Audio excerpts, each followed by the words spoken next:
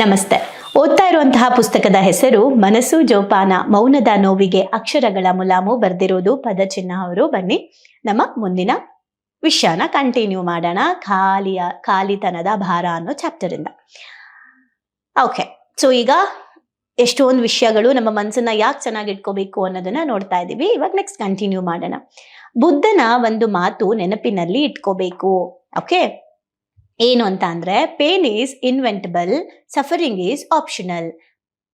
Pain ಅನ್ನೋದು ಬರುತ್ತೆ, okay, ಬರಬಹುದು. ಪೇನ್ ಅನ್ನೋದು, ನೋವು ಸಾಮಾನ್ಯವಾಗಿ ಬರುತ್ತೆ. ಆದ್ರೆ ಆ ನೋವಿಗೆ ನಾವು ಹೇಗೆ ಪ್ರತಿಕ್ರಿಯಿಸ್ತೀವಿ, ಸಫರಿಂಗ್ ಮಾಡ್ಕೊಂತೀವಿ ಅನ್ನೋದು ನಮ್ಮ ಕೈಯಲ್ಲಿದೆ. ಆಪ್ಷನಲ್, ಅದು ನಮ್ಮ ಆಯ್ಕೆ. ಅದು ಆ ನೋವಿಗೆ ನಾವು ಹೇಗೆ ರಿಯಾಕ್ಟ್ ಮಾಡ್ತೀವಿ ಅನ್ನೋದು ನಮ್ಮ ಕೈಯಲ್ಲಿದೆ, ಅದು ಆಪ್ಷನ್. ಆಯ್ತಾ? ನೋವು ನಿಶ್ಚಿತ, ಆದ್ರೆ ಅದಕ್ಕೆ ಒದ್ದಾಡುವ ಆಯ್ಕೆ ಮಾತ್ರ ನಮ್ಮ ಕೈಯಲ್ಲಿದೆ.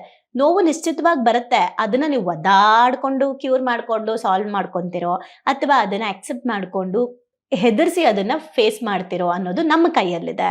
ಒಮ್ಮೆ ಬುದ್ಧನ ಶಿಷ್ಯನು ತೀವ್ರ ದುಃಖದಿಂದ ಬಳಲುತ್ತಿದ್ದಂತೆ. ಅವನ ಮಗಳು ವಿಧಿಯ ಪರಿಣಾಮದಿಂದ ಅಕಾಲಿಕವಾಗಿ ಮರಣ ಹೊಂದಿದ್ದಳು. ಆ ನೋವನ್ನು ಸಹಿಸದ ಶಿಷ್ಯ ಬುದ್ಧನ ಬಳಿ ಬಂದು ಹೇಳಿದಾಗ ಬುದ್ಧ ಅವನಿಗೆ ಒಂದು ಕೆಲಸ ಮಾಡಕ್ ಹೇಳ್ದ. ಇದು ನಮ್ಮೆಲ್ರಿಗೂ ಗೊತ್ತಿರುವಂತಹ ಕತೆ. ಅದೇನಂದ್ರೆ, ಸಾವಿಲ್ಲದ ಮನೆಯಿಂದ ಸಾಸಿವೆ ತಗೊಂಡ್ ಬಾ ಅಂತ ಹೇಳ್ದ. ಆಗ ಆ ವ್ಯಕ್ತಿ ಎಲ್ಲರ ಮನೆಗೂ ಹೋದಾಗ ಎಲ್ಲರ ಮನೆಯಲ್ಲೂ ಸಾವಾಗಿತ್ತು. ಅದರಿಂದ ಆ ಶಿಷ್ಯಂಗೆ ಏನ್ ಅರ್ಥ ಆಯ್ತು ಅಂದ್ರೆ, ಬುದ್ಧ ಹೇಳಕ್ ಹೋಗ್ತಾ ಇರೋದೇನಂದ್ರೆ, ಸಾವು ಅನ್ನೋದು ನಿನ್ನ ಮನೆಯಲ್ಲಿ ಮಾತ್ರ ನಡೆದಿಲ್ಲ, ನೀನ್ ಮಾತ್ರ ನಿನ್ನವ್ರನ್ನ ಕಳ್ಕೊಂಡಿಲ್ಲ. ಇಡೀ ಜಗತ್ತಿನಲ್ಲಿ ಸಾಮಾನ್ಯವಾಗಿ ಪ್ರತಿನಿತ್ಯ ನಡೀತಾ ಇರುವಂತದ್ದು.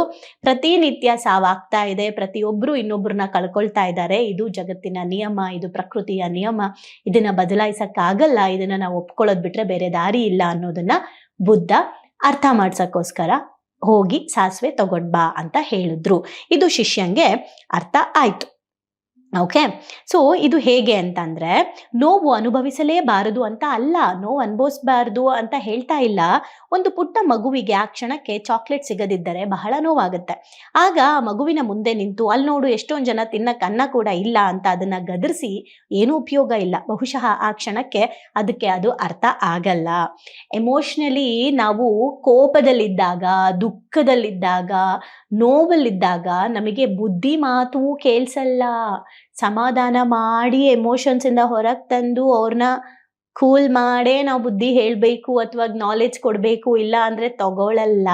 ಓಕೆ, ಸೊ ಯಾಕಂದ್ರೆ ಮನುಷ್ಯ, ಅದಕ್ಕೆ ನಾನು ಯಾವಾಗ್ಲೂ ಹೇಳ್ತಿರ್ತೀನಿ, ನೀವು ಪರಿಸ್ಥಿತಿಗಳಲ್ಲಿ ಎಲ್ಲಾ ಚೆನ್ನಾಗಿದ್ದಾಗ ಹೇಗಿರ್ತೇನೆ ಅನ್ನೋದು ಮ್ಯಾಟ್ರ್ ಅಲ್ಲ, ಪರಿಸ್ಥಿತಿಗಳು ಕೆಟ್ಟದಾಗಿದ್ದಾಗ್ಲೂ ನೀವು ಹೇಗಿರ್ತೀರಾ ಅನ್ನೋದೇ ನಿಜವಾಗ್ಲೂ ನಾವು ಕಲಿಬೇಕಾಗಿರೋದು ಅಂತ. ಓಕೆ, ಸೊ ಆ ಕ್ಷಣಕ್ಕೆ ಮಗುಗೆ ಅರ್ಥ ಆಗಲ್ಲ ಅದು ಬುದ್ಧಿಗಳು.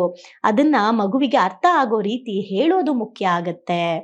ಅಮೆರಿಕದಲ್ಲಿ ಮಾಜಿ ಪ್ರಥಮ ಮಹಿಳಾ ಪ್ರೆಸಿಡೆಂಟ್ ಎಲೆನಾರ್ ರೋಸವೆಲ್ಟ್ ತೀವ್ರ ಮಾನಸಿಕ ಬೇಸರಗಳ ನಡುವೆ ಸಾಮಾಜಿಕ ಚಟುವಟಿಕೆಗಳಲ್ಲಿ ತೊಡಗಿದ್ದಾಗ ಅವರು ತಮ್ಮ ದೇಹದ ಅನೇಕ ಆರೋಗ್ಯ ಸಮಸ್ಯೆಗಳನ್ನ ಸುಲಭವಾಗಿ ಎದುರಿಸ್ತಾ ಇದ್ರು. ಅವರು ತಮ್ಮ ಆತ್ಮಶಕ್ತಿಯಿಂದ ಜೀವನವನ್ನು ಬದಲಾಯಿಸಿಕೊಂಡ್ರು. ಅವರ ಬಗ್ಗೆ ಅನೇಕ ಕಡೆ ಉಲ್ಲೇಖವಾಗಿದೆ. ಅವರ ಮನಸ್ಸು ಗಟ್ಟಿಯಾದಾಗ ದೇಹ ದುರ್ಬಲತೆಗಳನ್ನು ಹಿಮ್ಮೆಟ್ಟಿದವು ಎನ್ನುವುದು ಅವರ ಆಪ್ತ ವಲಯದಲ್ಲಿ ಕೇಳಿ ಬಂದಿರುವಂತಹ ಮಾತು. ಅಮೆರಿಕದ ಪ್ರಥಮ ಮಹಿಳಾ ಪ್ರೆಸಿಡೆಂಟ್, ಅವ್ರಿಗೆ ತುಂಬಾ ಕಾಯಿಲೆಗಳಿತ್ತಂತೆ.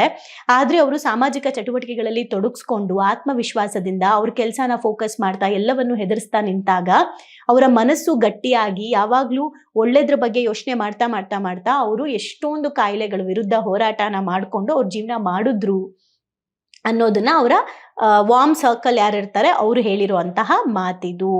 Okay, so no one can make you feel inferior without your consent ಅಂತ ಹೇಳ್ತಿದ್ದಾರೆ. ಅಂದ್ರೆ ಯಾರೂ ನಿಮ್ಮನ್ನ ಇನ್ಫೀರಿಯರಿಟಿ ಏನ್ ಹೇಳ್ತಾರೆ, ನಿಮ್ಮನ್ನ ಯಾರೂ ಕುಗ್ಗಿಸೋಕ್ ಸಾಧ್ಯ ಇಲ್ಲ. ಯಾರೂ ನಿಮ್ಗೆ ಮುಜುಗರ ಕ್ರಿಯೇಟ್ ಮಾಡಕ್ಕಾಗಲ್ಲ, ಯಾರೂ ನಿಮ್ಗೆ ಕುಗ್ಗಿಸೋಕ್ ಸಾಧ್ಯ ಇಲ್ಲ. ಹಾಗೆ ಯಾರು ಕೂಡ ನಮ್ಮನ್ನ ಮೇಲೆತ್ತಕ್ಕೂ ಸಾಧ್ಯ ಇಲ್ಲ. ನಮ್ಮದೇ ಎಲ್ಲವೂ ಆಗಿರುತ್ತೆ ಅನ್ನೋದನ್ನ ಇಲ್ಲಿ ನಾವು ಅರ್ಥ ಮಾಡ್ಕೊಬೇಕು. ನಮ್ಮ ಮನಸ್ಸೇ ಎಲ್ಲದಕ್ಕೂ ಕಾರಣ. ಹೀಗೆ ಪ್ರತಿಯೊಬ್ಬರು ಅವರಿಗೆ ಆಗುವ ನೋವುಗಳನ್ನು ಎದುರಿಸುವ ರೀತಿ ವಿಭಿನ್ನವಾಗಿರುತ್ತೆ. ಒಬ್ಬರೊಬ್ರು ಒಂದೊಂದು ರೀತಿ ಫೇಸ್ ಮಾಡ್ತಾರೆ. ಮನಸ್ಸು ಅವರದ್ದೇ ಆಗಿರುವುದಕ್ಕೆ ನೋವಿಗೆ ಮುಲಾಮು ಕೂಡ ಅವರೇ ಹಚ್ಚಬೇಕು. ಈಗ ತುಂಬಾ ಜನ ಹೇಳ್ತಾರೆ, ಮ್ಯಾಮ್ ನಂಗೆ ನೋವಾಗಿದೆ, ನನಗೆ ಏನಾದ್ರೂ ಮೆಡಿಸಿನ್ ಕೊಡಿ. ಮೆಡಿಸಿನ್ ನಿಮ್ ಒಳಗಡೆ ಇದೆ ಅಂತ ನಾನು ಯಾಕೆ ಹೇಳ್ತೀನಿ? ಅಂಡ್ ನಾನು ಯಾಕೆ ಕೌನ್ಸಿಲಿಂಗ್ ಸ್ಟಾಪ್ ಮಾಡಿದೆ? ನನ್ನ ಇಂಟೆನ್ಷನ್ ಏನು? ಲಕ್ಷ ಜನ ಹೀಲರ್ಸ್ನ ಕ್ರಿಯೇಟ್ ಮಾಡಬೇಕು ಅನ್ನೋದು ನನ್ನ ವಿಷನ್ ಅಂತ ನಾನು ಯಾವಾಗಲೂ ಹೇಳ್ತಾ ಇರ್ತೀನಿ. ಸೆಲ್ಫ್ ಹೀಲಿಂಗ್ ಮಾಡ್ಕೊಳ್ಳೋದನ್ನ ಕಲಿಸ್ಬೇಕು. Self knowledge, self awareness, self healing ಯಾರು ಮಾಡ್ಕೊಳ್ತಾರೆ, ಆ್ಯಂಡ್ ಇನ್ನರ್ ಜರ್ನಿ ಯಾರು ಮಾಡ್ತಾರೆ, ಅವರ ಸೋಲ್ ಟಾಕ್ ಯಾರು ಮಾಡ್ತಾರೆ, ಸೆಲ್ಫ್ ಟಾಕ್ ಯಾರು ಮಾಡ್ಕೊಳ್ತಾರೆ, ಅವ್ರು ಯಾವಾಗಲೂ ಹೀಲ್ಡ್ ಆಗಿರ್ತಾರೆ ಆ್ಯಂಡ್ ಬರುವಂತಹ ಎಲ್ಲ ಸಿಚುಯೇಷನ್ಸ್ನ ಕೂಡ ಆರಾಮಾಗಿ ಹ್ಯಾಂಡ್ಲ್ ಮಾಡ್ತಾರೆ. ಅವರು ಇನ್ನೂ ಲಕ್ಷಾಂತರ ಜನಕ್ಕೆ ಸ್ಫೂರ್ತಿ ಆಗ್ತಾರೆ, ಮಾದರಿ ಆಗ್ತಾರೆ, ಆ್ಯಂಡ್ ಅವರು ಇನ್ನೊಬ್ಬರಿಗೆ ಹೇಳ್ಕೊಡಂಗೂ ಆಗಬಹುದು. ಹಾಗಾಗಿ ಅವರ ನೋವಿಗೆ ಅವರೇ ಮುಲಾಮಚ್ಚೋದನ್ನ ಕಲಿಬೇಕು. ಅದೇ ಸೆಲ್ಫ್ ಸೆಲ್ಫ್ ಸೆಲ್ಫ್. ಓಕೆ, ಯಾರೋ ಹಾಡು ಬರೀತಾರೆ, ಕೆಲವರು ನೋವು ಒಬ್ರೊಬ್ರು ಒಂದೊಂದು ಥರ ಅದನ್ನ ಹೀಲ್ ಮಾಡ್ಕೊಳ್ಳೋಕ್ಕೆ. ಕೆಲವರು ಬೇಜಾರಾದಾಗ ಹಾಡು ಬರೀತಾರೆ, ಕೆಲವರು ಟ್ರಿಪ್ಪಿಗೆ ಹೋಗ್ಬಿಡ್ತಾರೆ, ಯಾರೋ ಹೆಚ್ಚು ಕೆಲಸ ಮಾಡಿಬಿಡ್ತಾರೆ. ನಾನು ಅದಕ್ಕೆ ಹೇಳ್ತಾ ಇದ್ದೆ, ವರ್ಕೋಹಾಲಿಕ್ ಆ್ಯಂಡ್ ಆಲ್ಕೋಹಾಲಿಕ್ ಇದ್ರ ಬಗ್ಗೆ ನಾನು ಮಾತಾಡಿದ್ದೀನಿ. ಯಾವುದಾದ್ರೂ ಲವ್ ಫೇಲ್ಯೂರ್ ಆದರೆ ಹುಡುಗರು ಜಿಮ್ಮಿಗೆ ಸೇರ್ಕೊಂಡ್ಬಿಡೋದು, ವರ್ಕೋಹಾಲಿಕ್ ಚೆನ್ನಾಗಿ ದುಡ್ದು ಬಿಡೋದು, ಮರೆಯೋದಕ್ಕೆ ಮಾಡ್ತಾ ಇರುವಂತಹ ವಿಧಾನಗಳಿದೆಲ್ಲ. ಓಕೆ, ಸೊ ಇನ್ಯಾರೋ ಹೆಚ್ಚು ತಿಂತಾರೆ, ಅಂದರೆ ಸ್ಟ್ರೆಸ್ ಈಟಿಂಗ್ ಅಂತ ಬರುತ್ತೆ. ಎಲ್ಲರೂ ಮನಸ್ಸನ್ನು ಶಾಂತಗೊಳಿಸುವ ದಾರಿಯನ್ನ ಹುಡುಕ್ತಾ ಇದ್ದಾರೆ. ವಿಶೇಷ ಏನಂದ್ರೆ ಇಲ್ಲಿ ಯಾವ ದಾರಿನೂ ತಪ್ಪು, ಯಾವ ದಾರಿನೂ ಸರಿ ಅನ್ನೋದಲ್ಲ, ಯಾವ ದಾರಿ ಸರಿ ಯಾವ ದಾರಿ ತಪ್ಪು ಅನ್ನೋದು ಯಾರಿಗೂ ಗೊತ್ತಿಲ್ಲ. ದ.ರಾ ಬೇಂದ್ರೆ ಅವರು ತಮ್ಮ ಮಗನ ಮರಣವನ್ನು ತಡೆದುಕೊಳ್ಳಲಾಗದ ನೋವಿನಿಂದ ತೀವ್ರ ಬೇಸರಕ್ಕೆ ಹೋಗಿದ್ರು. ದ.ರಾ ಬೇಂದ್ರೆ ಅವರು ಕೂಡ ಅವರ ಮಗ ಡೆತ್ ಆದಾಗ ತುಂಬಾ ನೋವು ಹೋಗಿದ್ರು. ಅವರು ಪದ್ಯದಲ್ಲಿ ತಮ್ಮ ನೋವನ್ನು ಬರೆಯುವ ಮೂಲಕ ಹೊರಹಾಕಿದ್ದಾರೆ. ಪದ್ಯದ ಮೂಲಕ ನೋವನ್ನ ಹೊರಹಾಕೊಂಡ್ರು. ಆಗ ಮಗ ತೀರಿಕೊಂಡಾಗ ಅವರ ಪತ್ನಿ ಅಂದ್ರೆ ಅವರ ಹೆಂಡತಿ ಅಳ್ತಾ ಅಳ್ತಾ ದುಃಖದಿಂದ ಗಂಡನ ಮುಖ ನೋಡಿದ್ರಂತೆ. ಆಗ ದ.ರಾ ಬೇಂದ್ರೆ ಅವರಿಗೆ ಹುಟ್ಟಿದಂತಹ ಹಾಡೆ ನೀ ಹಿಂಗ ನೋಡಬೇಡ ನನ್ನ. ಇದನ್ನ ತುಂಬಾ ಜನ ಇದು ಲವ್ ಸಾಂಗ್ ಅನ್ಕೊಂಡಿದ್ದಾರೆ. ಆಕ್ಚುಲಿ ಅಲ್ಲ. ದ.ರಾ ಬೇಂದ್ರೆ ಅವರ ಮಗ ತೀರ್ಕೊಂಡಾಗ ಆ ನೋವನ್ನ ತಡೆಯಕ್ಕಾಗದೇ ಇದ್ದಾಗ ಹೆಂಡತಿ ನನ್ನ ಮಗ ತೀರೋಗಿದಾರಲ್ಲ ಅನ್ನೋ ಒಂದು ದುಃಖದ ಒಂದು ನೋಟಾನ ದ.ರಾ ಬೇಂದ್ರೆ ಅವ್ರನ್ನ ನೋಡಿದಾಗ ಅವರು ಹೆಂಡತಿಗೆ ಸಮಾಧಾನ ಮಾಡಕ್ಕೋಸ್ಕರ ಅವರು ಸಮಾಧಾನ ಮಾಡ್ಕೊಳ್ಳೋಕ್ಕೋಸ್ಕರ ಬರೆದಂತಹ ಹಾಡು ನೀ ಹಿಂಗ ನೋಡಬೇಡ ನನ್ನ, ನೀ ಹಿಂಗ ನೋಡಿದಾರ ನನ್ನ, ತಿರುಗಿ ನಾ ಹೆಂಗ ನೋಡಲಿ ನಿನ್ನ, ಹೆಂಗ್ ನೋಡ್ಲಿ ನಾನು ನಿನ್ಗೆ ಅನ್ನೋದನ್ನ ಅವ್ರು ಹೇಳಿದ್ದಾರೆ. ಅಂದ್ರೆ ಸಂಸಾರ ಸಾಗರದಲ್ಲಿ ಲೆಕ್ಕ ಇಲ್ಲದೆ ಇರೋಷ್ಟು ದುಃಖಗಳು ಬರುತ್ತೆ. ಅದು ನನಗೂ ಗೊತ್ತು, ನಿನಗೂ ಗೊತ್ತು. ಅದರ ಆಚೆ ನಾವು ಹೋಗ್ಬೇಕಾಗಿದೆ. ಇವೆಲ್ಲವೂ ಕೂಡ ದೇವರ ಚಿತ್ತ. ಅವನೇನ್ ಮಾಡ್ತಾನೆ ಅದನ್ನ ನಾವು ಒಪ್ಕೋಬೇಕಾಗಿದೆ ಅನ್ನೋದನ್ನ ಅವರು ಬರ್ದಿದ್ದಾರೆ. ಭೀತಿ ಆಗತ್ತೆ, ಅರಿವು ನಾವು ಮೂಡಿಸ್ಕೋಬೇಕು, ನಾವು ತಿಳ್ಕೋಬೇಕು, ಬೇರೇನೂ ಮಾಡಕ್ ದಾರಿ ಇಲ್ಲ ಅನ್ನೋದನ್ನ ಅವರಿಲ್ಲಿ ಬರ್ದಿದ್ದಾರೆ. ಓಕೆ, ಈ ಹಾಡಿನಲ್ಲಿ ಅವರ ಪತ್ನಿಗೆ ಸಮಾಧಾನ ಮಾಡುತ್ತಾ ತಮಗೆ ಸಮಾಧಾನ ಕಂಡುಕೊಳ್ಳುತ್ತಾರೆ. ಎಷ್ಟೋ ಬಾರಿ ಹಾಗೆ ಇನ್ನೊಬ್ಬರ ಖುಷಿಗೆ, ಇನ್ನೊಬ್ಬರ ಸಮಾಧಾನಕ್ಕೆ ಹೇಳುವ ಮಾತುಗಳು, ಮಾಡುವ ಕೆಲಸಗಳು ನಮ್ಮ ಬದುಕಿಗೆ ದೊಡ್ಡ ದಾರಿದೀಪವಾಗುತ್ತದೆ. ಮೌನವೆಂದರೆ ನೋವಿನ ಅಂತರಾಳ. ದ.ರಾ ಬೇಂದ್ರೆ ಅವರು ಬರ್ದಿರೋದು. ಇದು ಒಳ್ಳೆ ಸ್ಟೇಟ್ಮೆಂಟು. ಎಷ್ಟೋ ಬಾರಿ ಇನ್ನೊಬ್ಬರ ಖುಷಿಗೆ, ಇನ್ನೊಬ್ಬರಿಗೆ ಸಮಾಧಾನಕ್ಕೆ ಹೇಳೋ ಮಾತುಗಳು ನಮ್ಮ ಕೆಲಸ ಮತ್ತೆ ನಮ್ಮ ಬದುಕಿಗೆ ದಾರಿದೀಪ ಆಗುತ್ತೆ ಅನ್ನೋದಕ್ಕೆ ಒಂದು ಪ್ರಾಕ್ಟಿಕಲ್ ಆಗಿ ನಾನು ಹೇಳ್ತೀನಿ. ನನ್ನ ಲೈಫಲ್ಲಿ ನಡೆದಿರೋ ಸುಮಾರು ಘಟನೆಗಳು ಈ ಥರ ಆಗಿದೆ. ನಾನು ಒಂದು ಸಫರಿಂಗ್ ಅಲ್ಲಿ ಇದ್ದೆ. ತುಂಬಾ ನನಗೆ ಪೇನ್ ಆಗಿತ್ತು. ನಾನೇ ದುಃಖದಲ್ಲಿದ್ದೀನಿ ಯಾವುದೋ ಒಂದು ಇನ್ಸಿಡೆಂಟಲ್ಲಿ. ಅವಾಗಿನ್ನೂ ನಾನು ಇಷ್ಟು ಅಪ್ಲಿಕೇಶನ್ ಇಲ್ಲ, ಇಷ್ಟೊಂದು ಕಲ್ತಿಲ್ಲ ಅಥವಾ ಅಳವಡಿಸ್ಕೊಂಡಿಲ್ಲ. ಕಲಿತಿದ್ದೆ, ಬಟ್ ಅಪ್ಲೈ ಆಗಿಲ್ಲ. ಇನ್ನ ಟ್ರೈನಿಂಗ್ ಪೀರಿಯಡ್ ಅಲ್ಲಿ ಇದ್ದೆ.